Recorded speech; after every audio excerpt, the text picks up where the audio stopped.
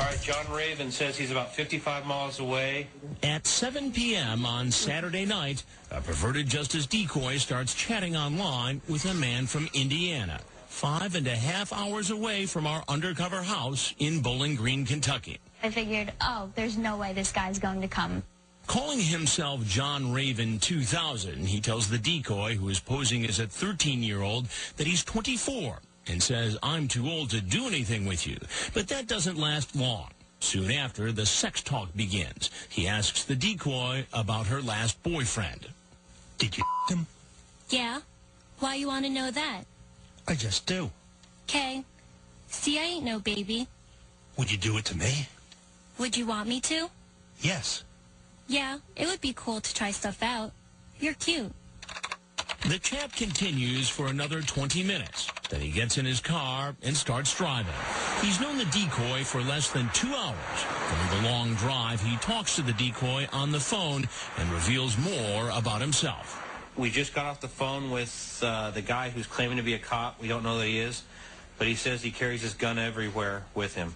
So now we have to assume that John Raven 2000 is a police officer and he's armed. The security people were really great in instructing me as to what to do, and the first and foremost important thing was the safety. Here comes 24-year-old Michael Patterson. He actually made the 5.5-hour drive to meet a 13-year-old for sex. Casey has been instructed to make certain the man is unarmed. Hey! Oh, my God. You didn't really bring your gun with you, did you? Because that kind of freaks me out. No. Well, you said you always carry it with you. It's in my car. I don't believe you. Seriously, look. Lift up your shirt. Turn around. Lift up your pants. You're killing me. Pull your pockets inside out. Come on. Your other pocket. My wallet. Change. Come on, you gotta trust me. I don't have it on me here. I got the okay to let him in the house. All right, I guess I believe you. Okay, close your door. Come on in.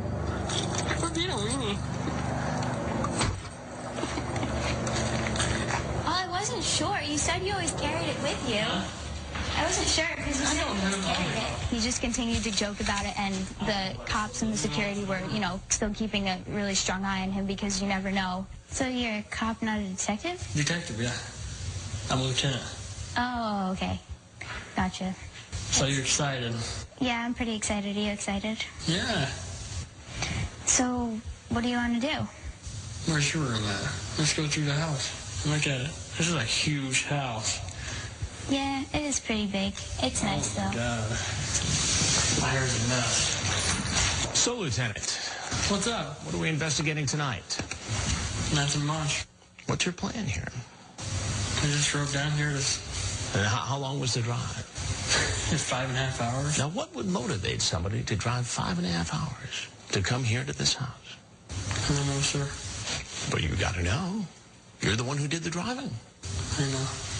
Now, you're a lawman. So if you're doing the interview, what would you want to know most? Basically, why was I here? Yeah, why were you here?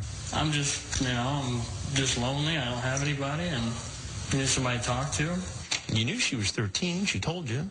And I was kind of worried about it. I told her she was 5 years older. I don't mind talking to her, But you kept talking anyway. Yeah. You wouldn't know what to do with me. Am I supposed to know what to do with old men?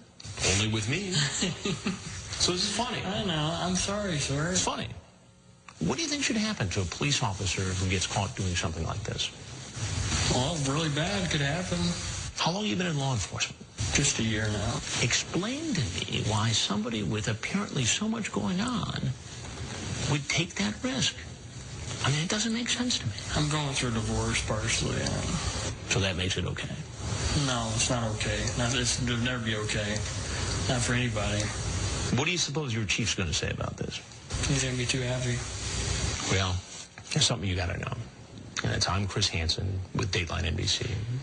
And we're doing a story on adults who try to meet young teens online for sex. I apologize, man to man. All right. He gathers up all his belongings and heads to the door, apparently thinking the worst is over. Because of the possibility that Patterson is armed, an officer acts more quickly than usual, calling out to him as soon as he opens the door. Sheriff's office.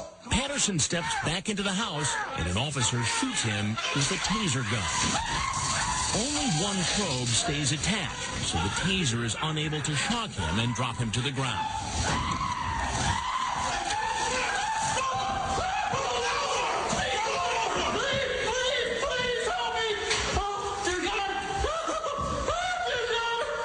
Once Patterson is cuffed, he's brought outside and taken away to the local police station.